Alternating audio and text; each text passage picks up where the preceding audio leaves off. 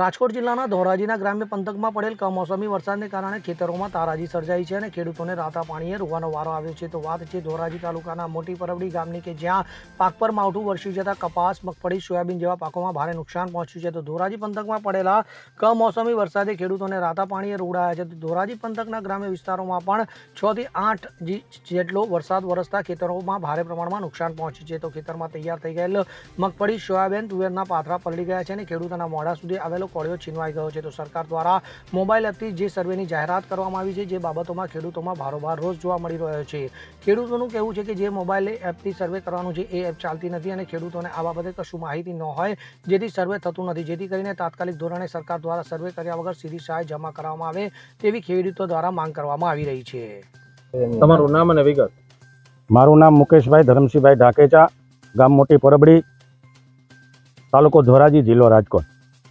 આજે મોટી પરબડી ગામના તમામ ખેડૂતો આજે સરકારને જગાડવા માટે એક ખરખરો કરવા માટે આ બધા અહીંયા મોટી પરબડી ગામના ખેડૂતો એકઠા થયા છે સરકારને જગાડવા માટે.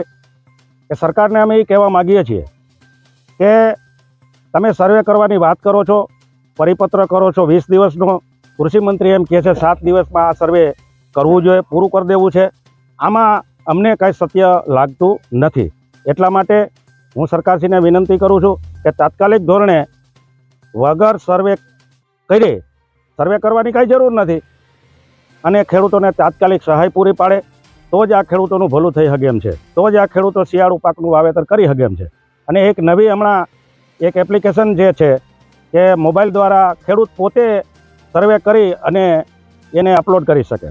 પણ મને એવું લાગતું નથી. આ ખેડૂતો અભણ છે. ઘણા ખેડૂતોને આ મોબાઈલ એપ્લિકેશનની ખબર પણ નથી.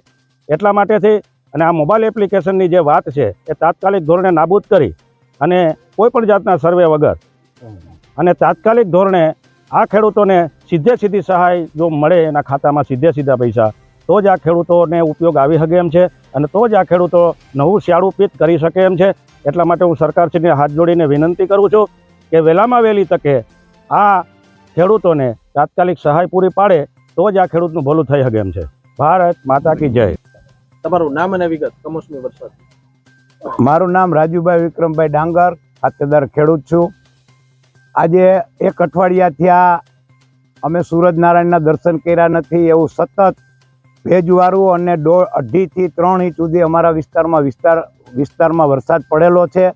તો જેથી કાંઈ જે સર્વેની વાત છે, આજે 3 દિવસ પહેલાં ટીમ જાહેર કરી છે. આજે અમારા ગામમાં તલાટીએ કે કોઈએ અમને સત્તાવાર જાણ કરી નથી અને એ કરતાં આ વખતે એક નવું આમાં બન્યું છે કે મોબાઈલથી એપ્લિકેશનથી અપલોડ કરવાનું. હવે 50% ખેડૂતોને તો ખબર નથી પડતી કે અપલોડ શું, ને જ્યારે કાંઈ અપલોડ કરવા જાય છે, જ્યારે થોડાક સમજુ ખેડૂત કરવા જાય ત્યારે સર્વર ડાઉન આવે છે ને એ કાંઈ આખા ગુજરાતને જો ડાઉનલોડ કરવાનું થાય કાંઈ થતું નથી.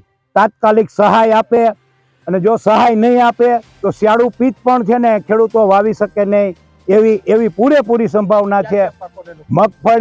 મગફળી ઊભી ઉગી ગઈ છે, સોયાબીન પણ પાથરે ઉગી ગયા અને કપાસ આ પહેલી ફેરી એવું ઘટના બને છે કે કપાસ જે ફૂલીનો ડાબકે ઊભો છે એમાં પણ કપાસ ફૂટી ગયો છે.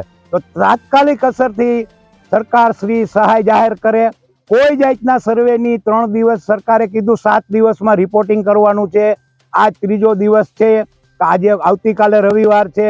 અધિકારીશ્રીઓ રવિવારની સરદાર પટેલ જયંતિની બધી રજાઓમાં છે. આજે કોઈ ખેડૂતોને સત્તાવાર જાણ થઈ નથી. માત્ર ને માત્ર આપ ચેનલની માધ્યમથી જાણીએ છીએ કે સર્વેનો આવું છે. સર્વે કરવાની જરૂર જ નથી. સેટેલાઇટથી સર્વે કરી અને તાત્કાલિક સહાય ચૂકવે એવી અમારી માગણી અને અમારો હક છે. તમારું નામ અને વિગત? મારું નામ મહેન્દ્રભાઈ ગોરધનભાઈ બાવીસા, ગામ મોટી પરબડી, તાલુકો ધોરાજી, જિલ્લો રાજકોટ.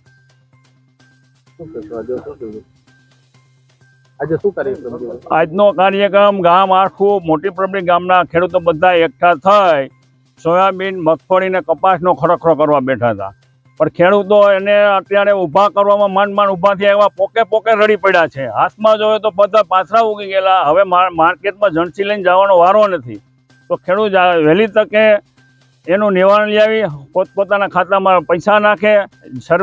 સર્વે ઓનલાઈન કરી છે એને ખેડૂત પાસે, સરકાર પાસે તો બધી માહિતી છે, કોની પાસે કેટલી જમીન છે. ખેડૂતને ગેરમાર્ગે જ અત્યારે સરકાર દોરે છે કે 8 દીમાં સર્વે કરવો. 8 દીમાં સર્વે ક્યાંથી કરવાની સરકાર? મોબાઈલ એપ્લિકેશનથી સર્વે કોઈ કાળમાં થાય. આવા સાદા ખેડૂત પાસે એનો મોબાઈલ છે, એન્ડ્રોઈડ મોબાઈલ કોઈ ખેડૂત વાપરતા નથી, તો એ સર્વે કેવી રીતે ખેડૂત કરશે? અને અત્યારે આ 3-4 દિવસની એક ધારી રજા છે, તો 3-4 દિવસમાં સહાય હજી તો કોઈ અહીંયા અધિકારી આવ્યા નથી. 3 દિવસ નિમણૂક થઈ ગઈ છે. આ ગામમાં અધિકારીને સર્વે કરવો, તલાટી ભેરા રહે, તો આ ગામમાં કોઈ સર્વે કરવા નથી આવતો. તો 8 દીમાં પૂરું, 8 દીમાં તો ખેડૂતનો પાક ઉગી નષ્ટ થઈ ગયો છે. તો તાત્કાલિક ખેડૂતના ખાતામાં સહાય આપી દે, બસ એ જ ખેડૂતની માગણી છે. મારા નામથી શરૂઆત. પ્રવીણભાઈ મોહનભાઈ બાબરિયા મારું નામ છે. ગામ મારું મોટી પરબડી. અને અમારા ગામની અંદર કમોસમી કુદરતી વરસાદ થતા 7 થી 8 ઇંચ વરસાદ થયો. આજ 9મો દિવસ છે, વરસાદ ચાલુ છે. તમામ જણસી બગડી ગઈ છે. એમાં કોઈ જાતનું ખેડૂતોને 1 રૂપિયા ભારે આવવાનું નથી. અને પશુનો ચારો સદંતર બંધ બગડી ગયો છે. અને મારે પાસે પણ પશુ છે, મારે પણ પશુ વેચી નાખવા પડશે. આમાં મારે ખવડાવવું હું? આ બધા ખેડૂતોની આ જ પરિસ્થિતિ છે. અને મોબાઈલથી જે સર્વે કરીએ છીએ એમાં બધા ખેડૂતોને આવડતું ન હોય, મને ખુદને નથી આવડતું, તો બધા ખેડૂતોને સર્વર ડાઉન હોય. એટલે એ નાટકો સરકાર બંધ કરે બધું, અને તાત્કાલિક સહાય આપી દે. જે એને આપવાની થતી હોય એ આપી દે કાયદેસર.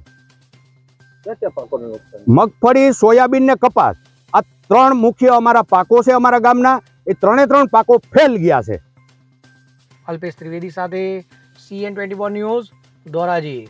હવે જુઓ દેશ દુનિયાની તમામ ખબરો તમારી આંગળીના ટેરવે. ઉઠાવો મોબાઈલ અને Google Play Store પરથી ડાઉનલોડ કરો અમારી CN24 ન્યૂઝ મોબાઈલ એપ.